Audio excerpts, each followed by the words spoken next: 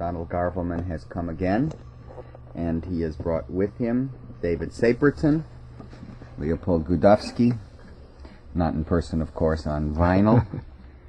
No, in the case of Godowsky, I don't know if it was vinyl. Anyway, we are going to hear some of the most extraordinary things ever recorded in the piano literature. Wouldn't you say that? Yes, indeed, and terribly difficult, but very musical. As you said, the Mount Everest of pianism? Right. It's not an original quote with me, but I can't help using it constantly. Or, as they would say in the 19th century, the Parnassus of pianism. Right. Well, tell us what they are that you've brought. Well, these are studies written by Leopold Godowsky based upon the etudes of Chopin. How does one begin this? I'm in such awe of Godowsky as a composer that it's really difficult. He does all sorts of polychromatic, polyrhythmic, poly Yes. Versions of these things. Sometimes he combines more than one etude, and such as the butterfly and the black and key the black together. Key, that's the famous badinage. Right. I hardly know any pianist who delve into this literature. There are a few, of course. One recalls Doris Pine's 1970 centennial all Godowsky program. Yes, on Genesis. Right. Well, that was a live concert. That's right. It started as a live concert in New York, and I must give her a great deal of credit for getting all that music, that difficult music, in her fingers and in her mind. I mean, these things are really tremendous mind breakers. Yes, Doris Pine did the first movement of the gigantic sonata in E minor of Godowsky, which is very beautiful work. Do you think it will ever be recorded in its whole? I certainly hope so. I can't say really, what the plans are of record companies. We have to rely on the smaller companies to do the really imaginative things. Well, we are moving into the caviar, so to speak, of the piano literature, and we will really call this a homage to Chopin, these programs. And this, of course, is a prime example, the Godowsky paraphrases on the etudes. But what about Godowsky the pianist? Yes, well, I never heard Godowsky myself, and there are a few discs which really reveal him according to his reputation, the way he played in his own home for his cronies. His cronies were Jascha Heifetz, Joseph Hoffman, Rachmaninoff, right, Abram Levine. Chasins. Everyone said that hearing him at his home was a marvel, but on stage he was slightly inhibited. Yes. There are a few recordings that show him not probably as a superhuman pianist at all, but there are some recordings, and it'd be kind of nice to hear Godowsky himself playing something, I think. Well, what is it?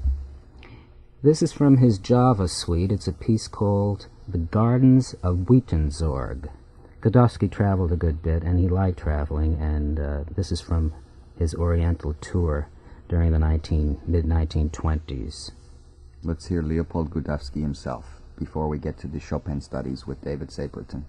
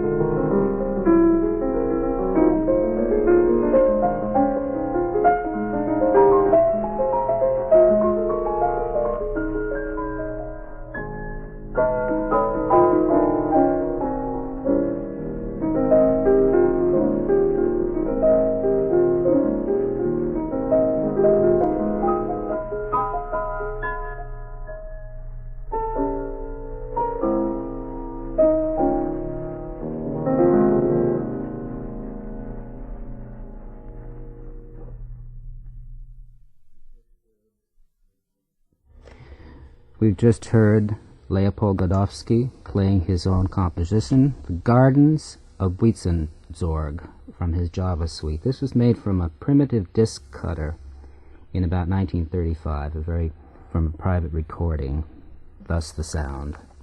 Let's discuss Godowsky himself, certainly one of the titanic virtuosi in the history of the art, and yet, again, we have no really proper recordings of his art. Where does he come from? When was he born? He comes from Vilnius, or Vilna, Lithuania, Poland, Russia, depending on who conquered the country at the time. So another Slavic artist. Right.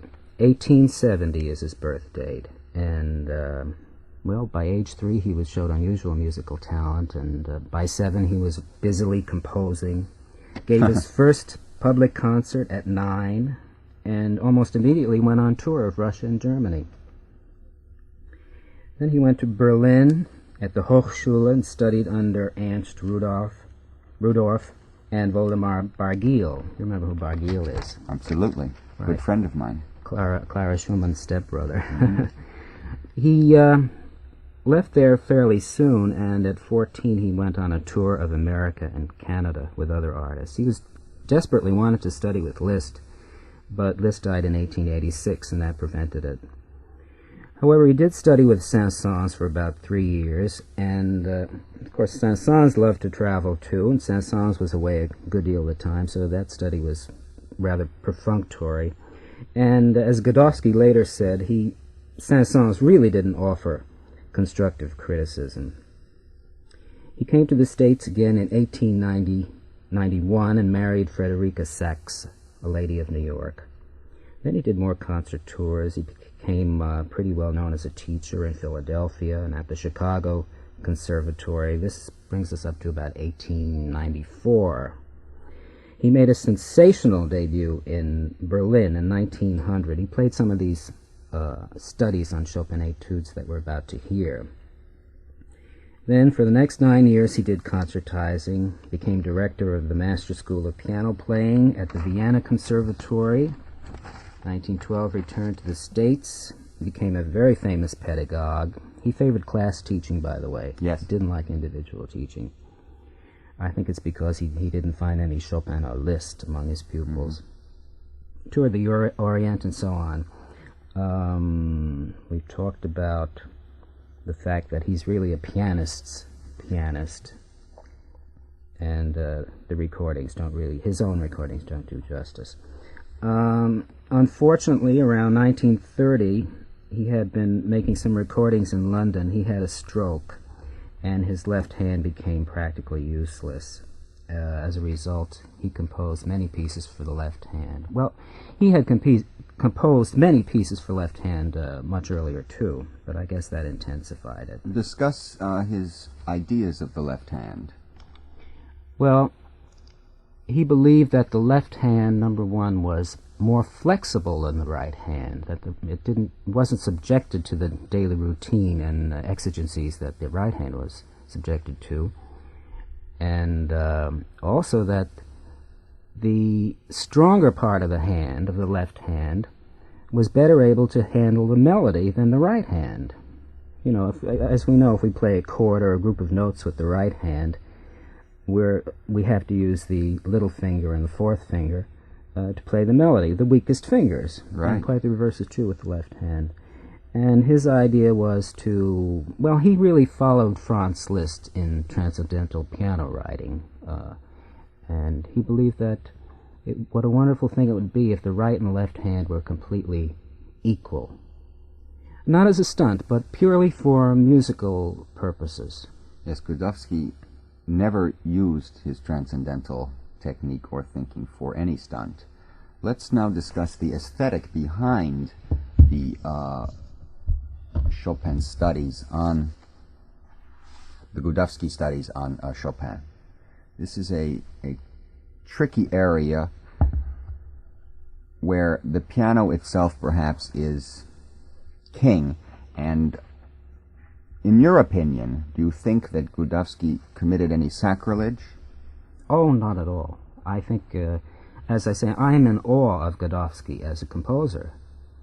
I mean, I believe there are people who have made transcriptions of Chopin's works and many other works that are not valueless, but certainly not very valuable. And Godowsky certainly was not the first to rearrange any of the Chopin etudes. Even Brahms did one. You recall the F minor opus 25, which he just put in sixth. Chavez did a whole series of what he calls left-hand inversions. But if you look at them, or if you try to play them, you'll see that he just throws things in the left hand that originally belonged to the right hand, and they're really mechanical. They're not musical things. Yes, I think as we hear these performed by David Saperton, we'll eventually come to the conclusion that these are, in their realm, works of genius. Absolutely. Now, who is David Saperton? David Saperton married one of Godowsky's daughters. Was that Dagmar, the movie star vamp? No, that's the second daughter. There were two daughters and one son. Now, one son helped in the process of the development of Kodachrome, I think. That's right. With one of the Manus children. Genius seemed to run in the family. Yes.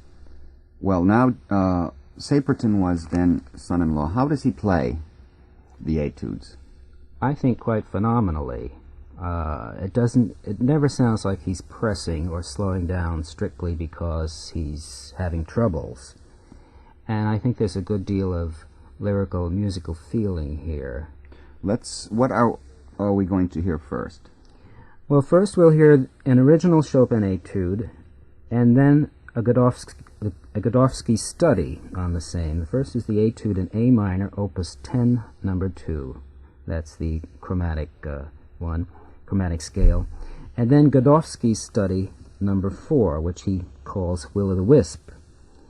We'll find in the Godowsky study that the difficult right hand original is thrown into the left hand, and now in the Godowsky we have an additional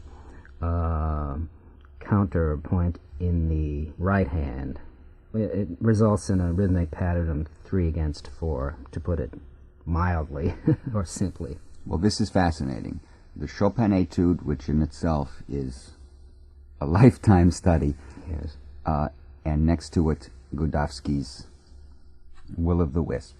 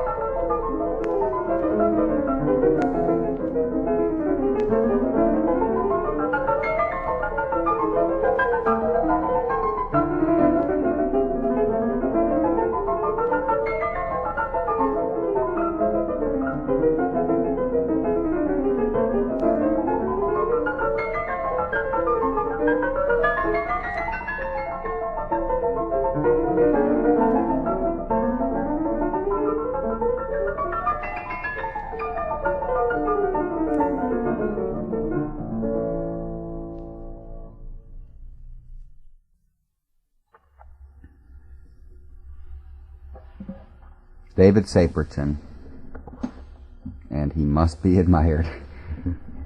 Performance of the Chopin Etude in A minor in its original form, and then Godowsky's, how shall we call it, recreation of that etude? That's a good word. Let's move to the next one. Would you like to describe it? The E-flat minor. First, the original Etude in E-flat minor, Opus 10, number 6, and then Godowsky's study, number 13. Godowsky's study is for the left hand alone. What more can I say? He uses the tune, the original tune, and puts swirls of arpeggios and decorative He takes it material certainly around into the late 19th century, Yes, from one Chopin's could- 1832 or so. And the E-flat minor is one of the slow ones, and certainly a very influential work, I think, harmonically.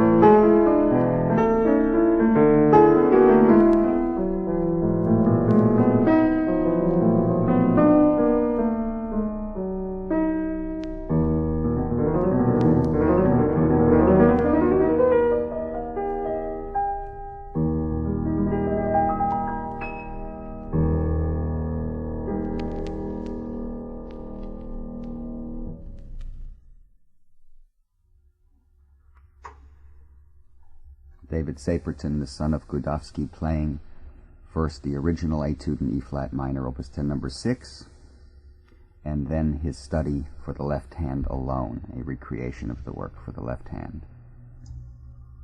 Matt? We'll be back with David Dubal and his guest in just a few moments.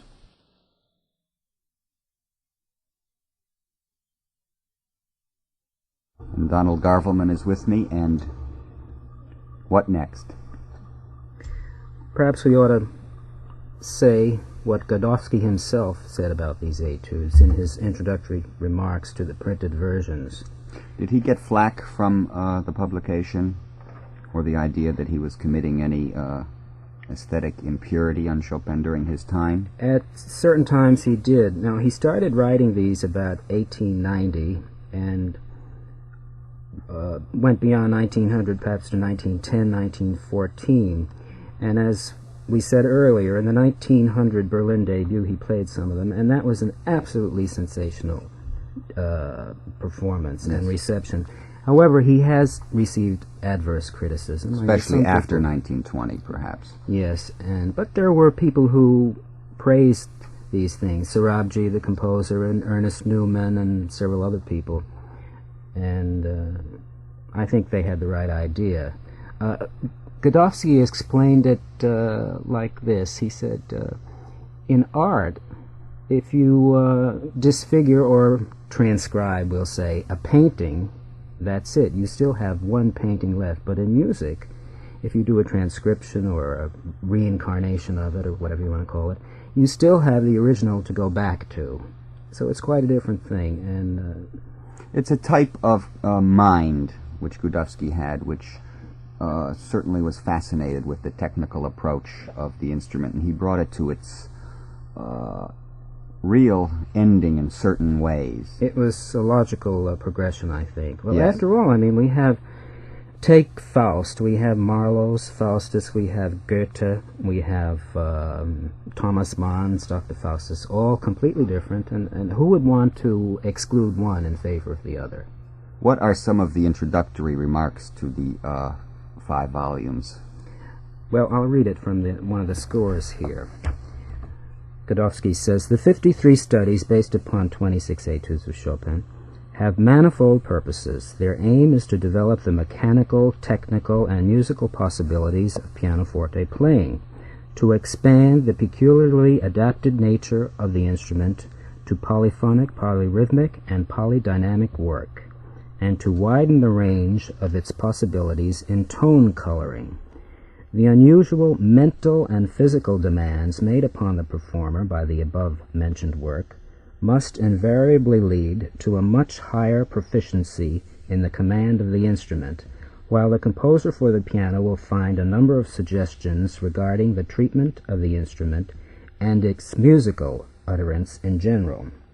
Special attention must be drawn to the fact that owing to innumerable contrapuntal devices, which frequently compass almost the whole range of the keyboard, the fingering and pedaling are often of a revolutionary character, particularly in the 22 studies for the left hand alone. The 53 studies are to be considered in an equal degree suitable for concert purposes and private study. So indeed he thought highly of his work and understood the capabilities of the piano, and perhaps many a modern composer should, just for study purposes, as Ravel often went to the transcendental etudes of Liszt, they were always on his piano, one can learn how to compose from the piano, so his preface says. And often, recently in an article, Horowitz was saying, well, composers don't know how to write for the instrument anymore.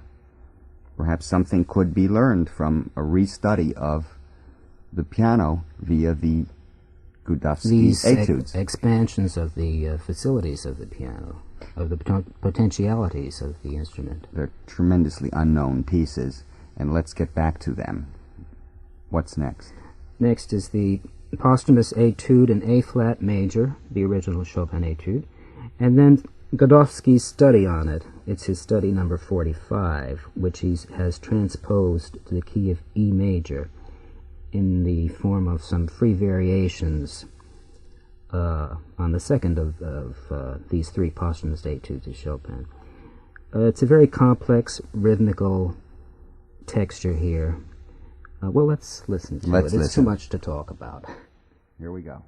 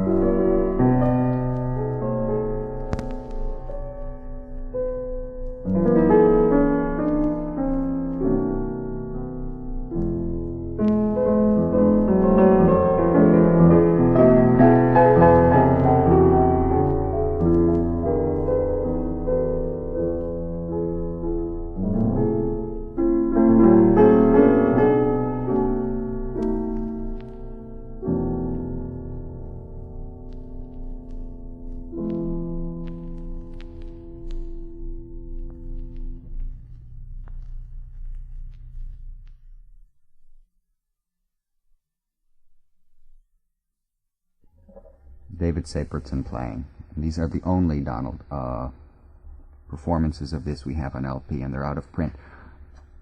Are they going to be reissued in any form? Yes, I've recently heard that the International Piano Archives will be reissuing these sometime in 1976. Now, I see in the corner of this, I bought these recordings in 1952, so that's a vague indication of when they came out, sometime before 1952.